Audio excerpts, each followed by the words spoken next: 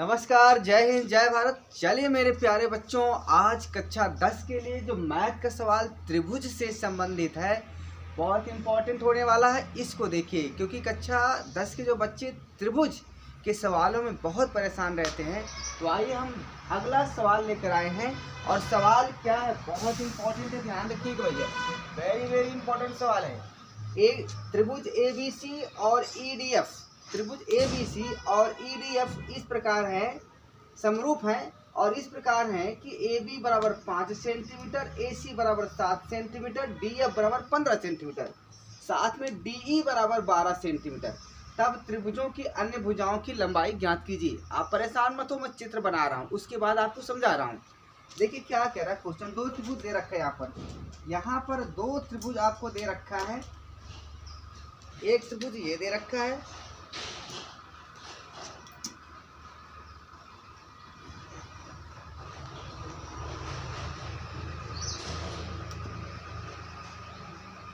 कुछ भी है आपका। एक त्रिभुज ये है आपका,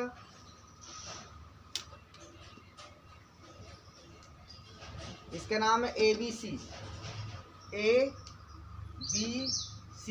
एक त्रिभुज और दे रखा है, चलो बना लेते हैं कुछ भी।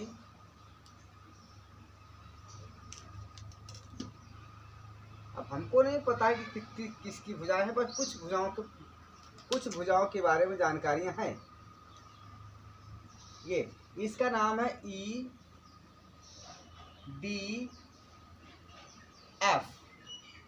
ये क्वेश्चन है।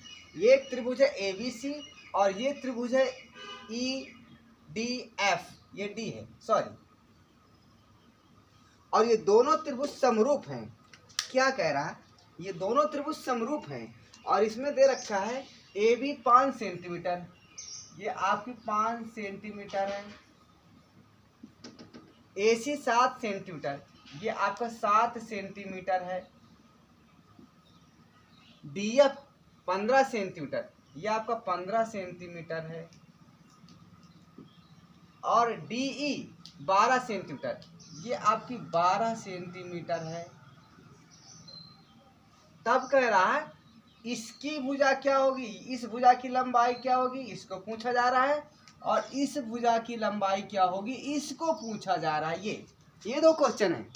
आपको दो त्रिभुज दे रखे हैं, ABC और EDF, दोनों को समरूप कहा जा रहा है।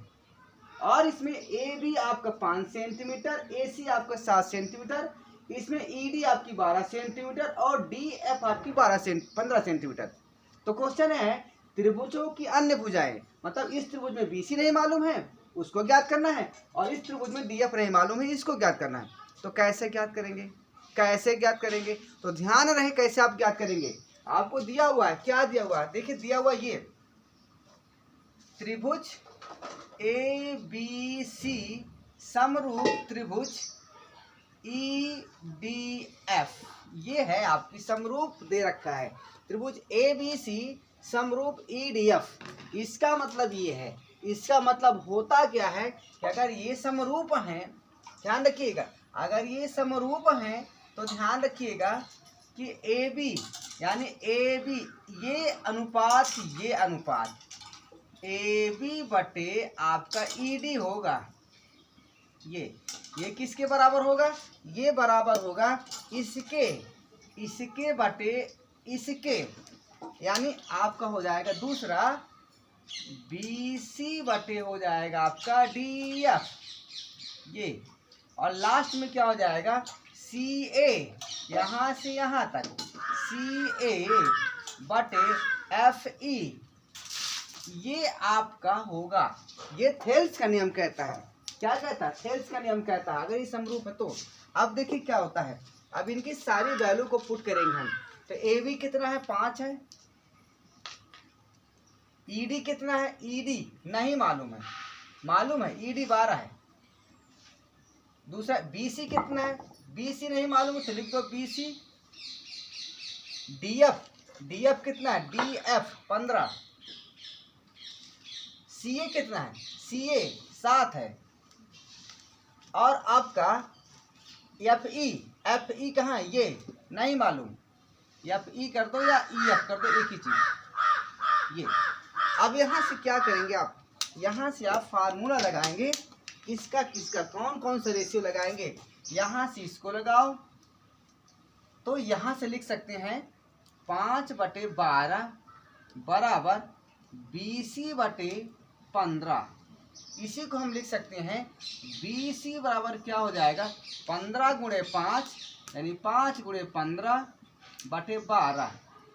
अब कटाएंगे इसको तो 3 चौको 12, 3 पचे 15, ये हो जाएगा 5 पचा 25/4 अर्थात 4 छंग 24, हासिल आए 1, 0 उतारेंगे 10, 4 दूनी 8, 4 पंचे 20 सेंटीमीटर। ये तो हो गया BC। BC आपका आ गया है कितना आ गया है 6.25। BC आपका आ गया है 6.25।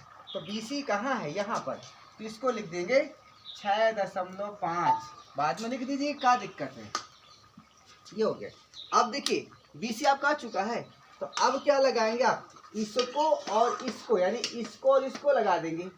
क्योंकि BC के तो मालूम हो गया, या तो हम इसको लगा दें, ये आपका मालूम हो जाएगा, तो इसको लगा देंगे। चलिए हम लगाते हैं। हम लगाएंगे अब इसको, तो यहाँ लिख देंगे, क्या लिख देंगे 7/EF बराबर 5/12 लिख देंगे। तो यहाँ से EF बराबर क्या हो जाएगा, EF बराबर हो जाएगा 7 × 12 अब बटे 5 में हो जाएगा ये। और ये कितना हो जाएगा, ये हो जाएगा 5 से 100 कटाएंगे तो 5 दूनी 10, 5 चौको 20। अब 7 से गुणा कर देंगे तो 7 चौको 28, 7 दूनी 14, 15 16, यहाँ एक अंक के बाद पॉइंट। तो यहाँ आपका उत्तर आ गया, क्या आ गया, जो आपका EF है वो 16.8 सेंटीमीटर और जो BC है वो 6.5 सेंटीमीटर है। ये पहला सवाल आपको दिया गया, बहुत इंपॉर्टेंट चीज़ है, ध्यान रखिएगा। अच्छा एक बात और ध्यान रखिएगा, बहुत इंपॉर्टेंट चीज़ बता रहा हूँ मैं। कभी भी जैसे मान लीजिए अगर कह देता कि ABC त्रिभुज समरूप है, तो त्रिभुज समरूप है XYZ के, तो ध्यान रखिएगा आप क्या लिखेंगे AB/XY, AB/XY ये लिखेंगे बराबर BC/YZ लिखेंगे बराबर CA/ZX ये होता है। अगर कहीं ऐसा आप लिख दें, अगर इसको, ये तो आपको क्लियर है, ये तो आप करेक्ट है, लेकिन अगर आपने इसको ऐसा लिखा, क्या कि ABC, क्या लिखें आप कि AB बटे आपने YZ लिखा बराबर BC बटे आपने XY लिखा, इस प्रकार लिखा तो फिर गलत हो जाएगा, याद रखिएगा। और सुनिए, अगर ABC और XYZ ये दोनों त्रिभुज समरूप हैं तो एंगल A बराबर होगा एंगल X के, एंगल A बराबर नॉट एंगल Y। इसको ध्यान रखिएगा, एंगल A एंगल X के ही बराबर होगा, एंगल A एंगल Y के बराबर नहीं हो सकता, एंगल A एंगल Z के बराबर नहीं हो सकता। इसको ध्यान रखिएगा, जो इधर है शुरू में वो इसके बराबर होगा, यानी A X के बराबर होगा, एंगल B एंगल Y के बराबर होगा, एंगल C एंगल Z के बराबर होगा। इसको ध्यान रखना आपको। तो अगर ये सवाल अच्छा लगे तो लाइक सब्सक्राइब जरूर करिएगा। तब तक मैं एक दूसरा सवाल देखता हूँ, अगर लिख लेता हूँ तो उसको भी यहीं पर क्या कहते हैं बता देते हैं। तब तक इसको स्क्रीनशॉट आप लोग ले लीजिए।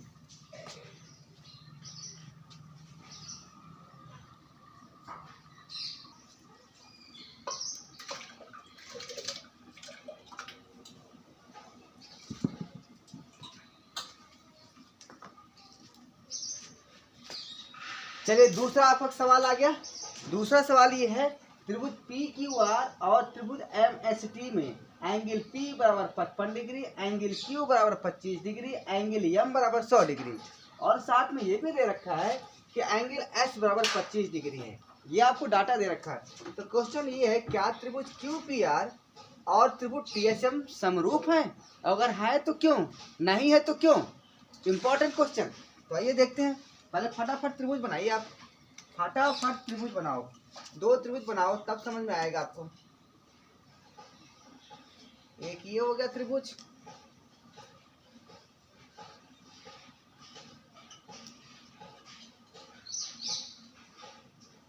एक ये हो गया, और एक ये।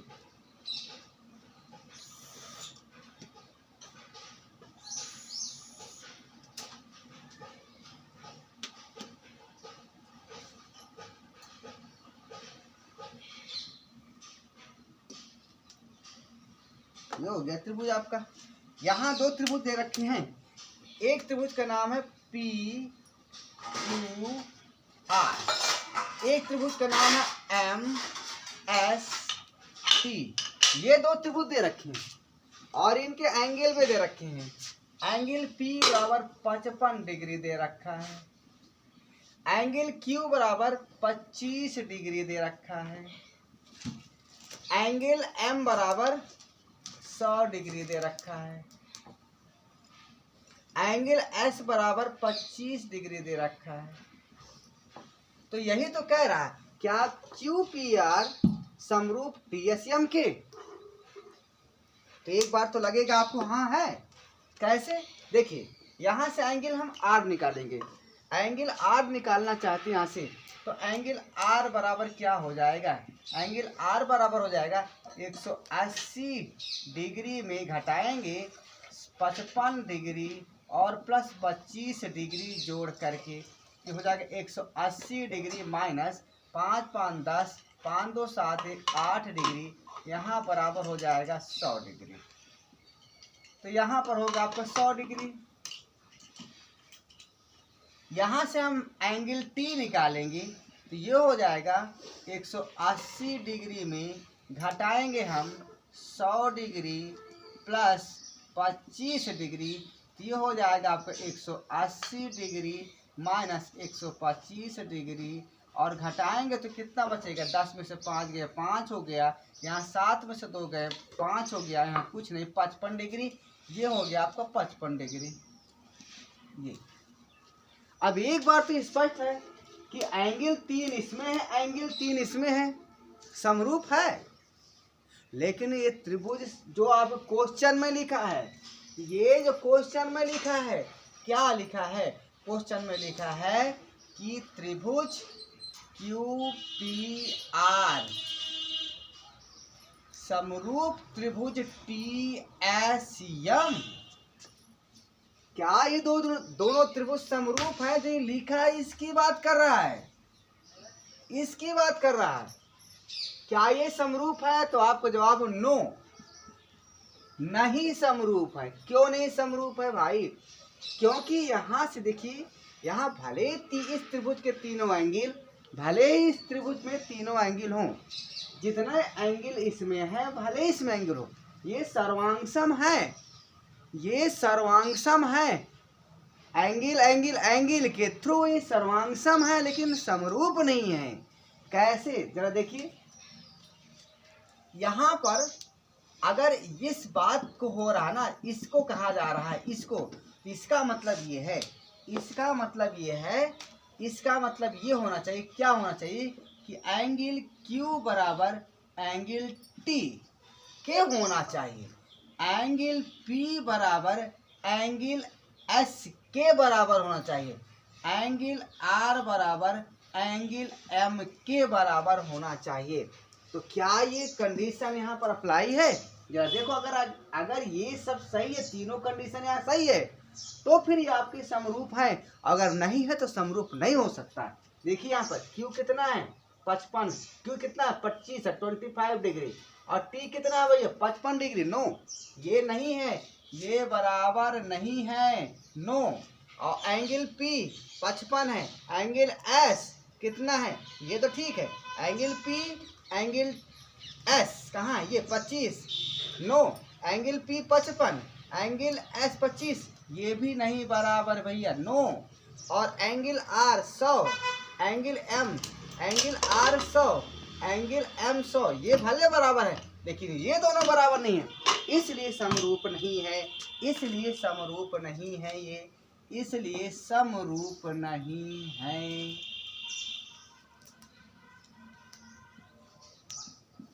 हाँ, अगर यहाँ पर ये लिखा होता, देखो अब मजेदार चीज देखो, हम क्या लिख सकते हैं, यहाँ दिया क्या है, ये कैसे समरूप है, किस प्रकार का समरूप है। देखो एंगल P बराबर 55 डिग्री, और ये किसके बराबर है, एंगल T के, ये ठीक है। एंगल Q ये किसके बराबर है, 25 है ना, 25 लिखो यहाँ पर। ये Q किसके बराबर है, यस के। फिर एंगल R ये कितना है, एंगल R 100 डिग्री, ये किसके बराबर है, angle R 100 degree, angle M के, ये बराबर है। तो यहाँ पर आप लिख सकते हैं, यहाँ पर लिख सकते हैं कि PQR त्रिभुज PQR समरूप त्रिभुज TSM, ये हो सकता है, ये समरूप है, ये समरूप है, इसको ध्यान रखिएगा। या तो ऐसे लिख सकते हैं इसको, एक तो ये हो गया, दूसरा क्या लिख सकते हैं आप, RQP त्रिभुज RQP बराबर हम लिखेंगे त्रिभुज MST, ये हो सकता है। तीसरी बात क्या हो सकता है, तीसरी बात क्या हो सकता है, Q, तो यहाँ पर एक त्रिभुज लिखो Q, फिर P लिखो P, फिर R लिखो R, ये समरूप होगा त्रिभुज STM, ये समरूप होगा। या इसको ऐसे लिख सकते हैं, Q यहाँ लिखो, चौथा त्रिभुज QR, फिर P जाओ, ये समरूप होगा त्रिभुज SMT, ये समरूप है। तो ये सारी कंडीशन समरूपता की हैं, लेकिन ये समरूपता का कंडीशन नहीं है। क्या ये कंडीशन यहाँ पर कहीं है, देखो QPR यहाँ है, लेकिन यहाँ पर TSM है या STM है, गलत है। तो ध्यान रखिएगा, ये समरूप नहीं, समरूप ये चारों में से कुछ भी हो सकता है। क्लियर। तो अगर वीडियो अच्छा लगे तो लाइक सब्सक्राइब शेयर जरूर करिएगा। जय हिंद, जय भारत।